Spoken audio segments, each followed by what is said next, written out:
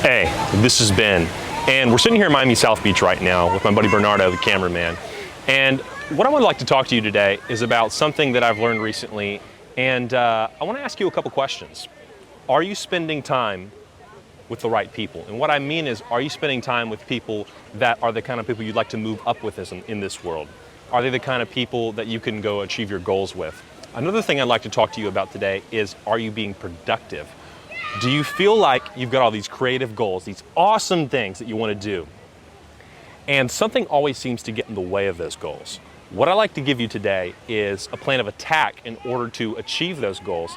And what I've learned in my limited experience is that I haven't answered all these questions yet myself. I try to ask myself these questions a lot, but the problem that comes up is that I'm not doing it all the time, and I should be. And I need to reevaluate constantly who I'm letting into my life. There's that adage, you are the sum of the 5 people you spend the most time with. And I really do believe that. And a lot of what I'm going to talk about today has been from several books that I've read. Cal Newport's Deep Work, that's going to be a big book in today's topic. Also, The One Thing, that's a really big book, really great book I recommend to everybody, as well as a few other books I'm going to get into. We'll also talk about your creative potential and how I think you really could get to that peak potential, which you're really capable of if you implement certain strategies. And a lot of what I've learned today has been inspired by a great teacher of mine who I've had the pleasure of meeting, named Owen Cook. And he's taught me more than I could ever possibly want to learn about socializing, moving up, and constantly learning. And another thing we're going to be talking about today is how you need to be constantly taking in information and learning and not being stagnant. Moving down. You're either doing something every day in order to improve yourself, or you're not. You're stagnating, or you're actually going down, which is the worst part. But the reason I like to share this content with you is not because, like I said, I have some duty, because I want to share. I'm learning. This is a learning experience for me. I hope that you can get something out of it as well. And so, without further ado, I'd like to go ahead and crack into that. Let's do it.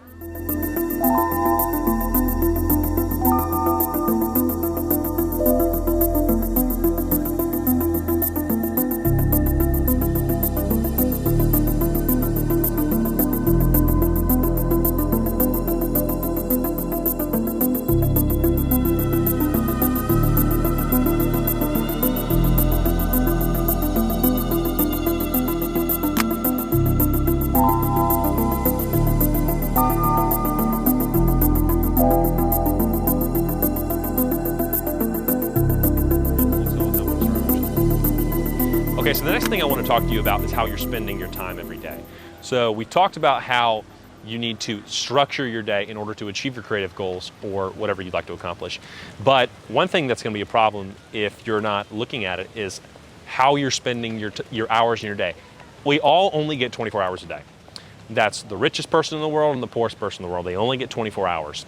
And how you spend that day is an exact formula for how successful you're going to be.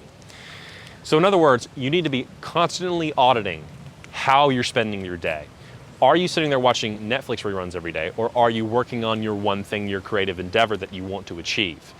And that doesn't mean you can't have relaxation time. You've always got to have time to recharge.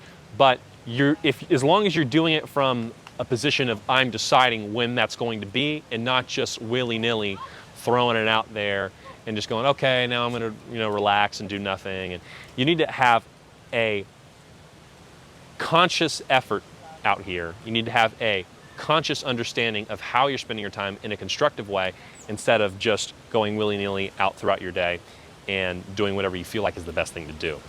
And I had a problem with this actually when I started out with this kind of content that I'm talking about now and learning about it. And a problem I have is where what I'll do is I'll go start doing really well on a creative endeavor, or I'll start working really hard on one thing, like let's say it's going to the gym. And then I'll have a day where I just want to go out and run around and do whatever I do, because I count that as my rest day. I'm resting and whatever I want to do. Like that day, I just go ahead and do it. But what happens is the next day I do the same thing, and the next day I do the same thing, and I don't actually work on my goals. So I'll have this period of time where I'm very structured. I have everything. My room is clean, and I'm going to the gym every day. But then I'll fall right back into my same BS excuses. And I want to stop doing that. And the way I've gotten to where I realized when I stopped doing that is when I structure my time every single day to doing something productive. So in other words, now my schedule says I wake up at 6:30 in the morning, and 5 minutes later, I've got my shoes on and I'm out the door to go to the gym. I get on the monorail here in my beautiful Miami, and I go to the new YMCA, which I've started going to, or I'm going to start going to in the next couple of days. And that's my new schedule I set this week. So I want to adhere to that all the time. How do I do that? I put this schedule in my phone. And while I'm going to school, I'm deciding that I'm going to spend 3 to 4 hours on each task I have for that day. So let's say the task I have for the day is to work on this campaign for whatever. And I'm going to do that first. So I'm going to go from 9 a.m. to 11 with 2-hour increments or 3-hour increments or however you like to do it. I'm doing it in 2 hours. 9 to 11. And I'm going to do that one task. I'm going to schedule 15 minutes of distraction every hour. And that's going to be how I get those things done, because I've read the deep work and I understand that you need to structure your time in that way for time blocking reasons. And so I've done that, and I've started doing that. And one of the problems I thought that I realized came up was that your schedule doesn't always fit into your supposed schedules. Things happen, right? So you meet an important person that you need to network with, right? And that person, meets you in a certain place at a certain time, and it messes your schedule up. Or you've got a loved one you want to spend time with, or anything like that, right? So we have things that mess with our schedule. So we've got to have contingency plans to fix that. In other words, so when you have that contingency plan in order, so okay, let's say I miss breakfast and going to the gym. What am I going to do in order to fix that and not fall back into the same patterns that I talked about earlier? What I'll do is I'll say, okay, if I miss the gym this week or today, what I'll do is I'll structure my Saturday morning to be more in accordance with going to the gym and making up for that. So I'm making up for that task. I'm scheduling distractions in my long period times of focus. I am structuring my day in order to be more productive. I'm not sitting there passively watching Netflix. And that's the problem is, if you're going throughout your day just passively doing whatever the hell you feel like, you're not going to be a high-level achiever. And it's okay if you don't want to be a high-level achiever. Not everyone wants to be a high-level achiever. Well, I understand that. But I do. And I hope to find other people that do want to be high-level achievers and want to be the best at what they do. And so that's why I'm making these videos, is so to find those kinds of people, to help and connect with those kinds of people. So like I was saying, structure your day to where you're getting the right things done at the right time. You're not just passively going throughout your day doing random crap. So yeah.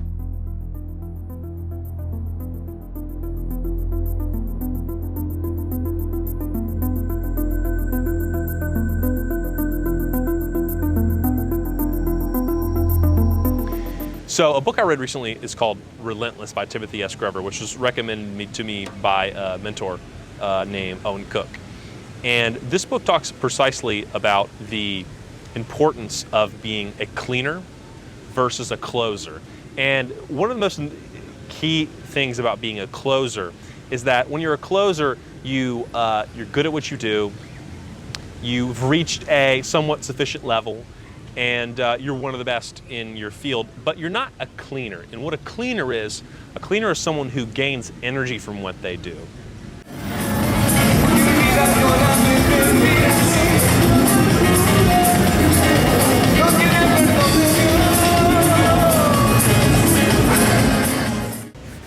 Everything they do has a purpose. And a cleaner doesn't really care about what other people think about them. That's another very interesting thing about cleaners, is cleaners do the work their own way. They do not compromise, ever. And if you've ever read the book, which is my absolute favorite book of all time, Atlas Shrugged, and my other favorite book, The Fountainhead, in The Fountainhead there's a character called Howard Rourke. And what Howard does is he is an elite level performer in what he does. He's an architect. But not everyone understands that in the beginning because, well, the book really goes over collectivism versus individualism, and that's a whole other topic for a whole other video. But the fact is that he never compromises because he is a cleaner, and he gains energy from the work he does. One of the quotes from Howard Rourke is, "My work done my way." He does the work because he loves it, And that's precisely why he achieves success in what he does, because he gains energy from what he does. If you want to be successful in any creative field, you need to achieve a high level of this mentality. And this is the kind of things we're talking about. Elite level performing, focus, understanding your potential, and realizing that you need to dream big. And one thing that I really need to discuss with you today, and that I've learned, I feel like, over the last couple months of my limited experience, is that you can only achieve the biggest dream that you possibly have. Not to say that I'm going to say, okay, today I dream that I'm going to own all of Miami. It's just not going to happen. I mean, it's just not going to happen. You have to have relatively achievable goals.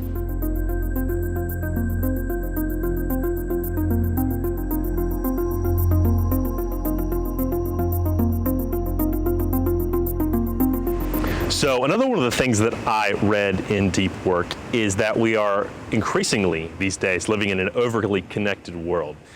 And what Cal Newport talks about is a gentleman who is a professor at a university somewhere in the United States. And he wrote a paper in the 90s advocating for us to weigh the pros and cons of new technology. He was saying that in the 90s, when the internet was coming on, that we were just taking on technology without weighing the pros and cons. And one of the things that he gives an example of as being overconnected is in our workforce, in our work world. In the office, apparently, as he says, and now I've never worked in a business office like that before, but he says that IBM, for example, sends over 2.5 million instant messages a day to their coders and to their employees.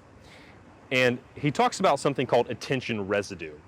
And what that means is when you are switching a task, when you are focusing on something intensely for a long period of time, you switch your focus to something else. And that creates something called attention residue. He says it's like a battery, and I see it this way as well. So let's say you've got a battery, and a lot of people know this, some people don't. If you know a lot about electronics, you'll understand this. When you kill a battery all the way to the bottom, you're supposed to charge it up at that point. But let's say you take your phone, for instance, and you don't kill it all the way, and you charge it up immediately after that. Well, over a long period of time, that battery will slowly drain down, and the life of that battery will shorten. It's the same way with attention, Cal Newport talks about in the book. And so when you switch from task to task, you develop this attention residue, and it stifles your attention span. So he advocates for longer periods of sustained focus on one task. Now, like we talked about before, you do need 15-minute breaks every hour. That's what he says. That's how the time blocking mechanism works. But in this overly connected world, we worry about constantly sending emails, constantly weighing in on IM messages, because that distracts us from the actual work that we want to do. And as creatives in the industry, in the advertising and marketing industry, or just artists, or whatever you'd like to call yourself, or whatever you are, we have to sometimes take on things and be interested in things. And in advertising, you have to sometimes weigh in on Twitter. And I understand that.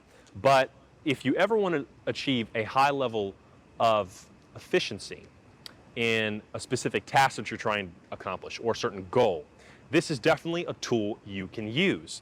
And I think it's very important for us to take this on. I think it's one of the things we're missing in the industry these days is an intense level of focus, because you're seeing people's attention spans go from barely being able to watch a 30-second commercial now to wanting to see something shorter and something shorter and something shorter. And that's what social media has done to us. Now, there's plenty of benefits of social media, of course. I mean, it has connected the whole entire world, but it has lowered our attention span, unfortunately. There's another great book by Cal Newport called The Shallows, which he talks more in depth about this. But I think one of the things to really consider if you're going to be an elite level performer in a creative field is being a creator of content and not a consumer. So you can still consume content a little bit, but what the method is that if you start or if you stop watching so much content, stop consuming so much information. Now, I don't mean stop reading and stop watching self-help channels and stuff like that. I mean, this is a conscious effort that you make to stop passively watching things. Like I was saying, something that is passive, that is out of your control, is dangerous because it can spring out of control. You want to be in control of everything that you possibly can be in your life. So if you're going to be in control of your attention, you're going to be in control of the content that you take in. Why not that content be the best content you can possibly take in? So reading books, watching things that have to do with self-help, bettering yourself, letting better people into your life, not passively, but consciously. So far we've talked about how to develop focus, long-term focus, and time block your day. Decide the correct steps in order there are to achieve your goals in order to get to your goals. Don't just have a pie in the sky dream, have the steps to get there and have it be realistic. We've also learned about how the connectivity, the overly connective world is distracting us and making us feel, actually, to tell you the truth, more productive than we actually feel. If we're constantly weighing in on Twitter and we're constantly sending emails and scheduling pointless meetings, we actually feel like we're getting a lot done. When the truth is, if your goals are extended focus and your goals are long out, drawn out, creative goals that require lots of attention, you aren't going towards your goals. You're actually tricking yourself into thinking that you're being productive. That's what we talked about in Deep Work.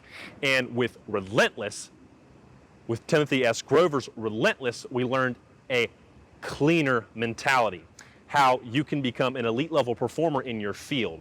And with the one thing, we learned about how to focus on that thing you're passionate about and get that creative endeavor, that goal that you want to accomplish, and make that your life's purpose.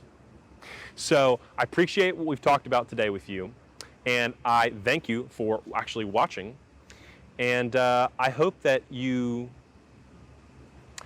appreciate you joining me today, and I hope you've enjoyed the content so far. Like I said, I make this because I don't feel like I have some kind of duty to you. I make this because I enjoy doing it. And if you get something out of that, then that's great. Thanks for coming by today. So I'm going to be signing off here in a second, and I appreciate you coming by here today. So thank you from the bottom of my heart for watching this content today. It's something I'm deeply passionate about, and I make these videos not because I feel like I have some kind of superior knowledge to you, because I'm learning. And I want to share what I'm learning. I want to find other like-minded people that agree and resonate with this content. And I want to thank you again. So I think we're going to shoot off to the apartment here and go to sleep because it's late. Beautiful Perez Art Museum here, beautiful Frost Science Museum behind me. And I just want to thank you. All right? Goodbye.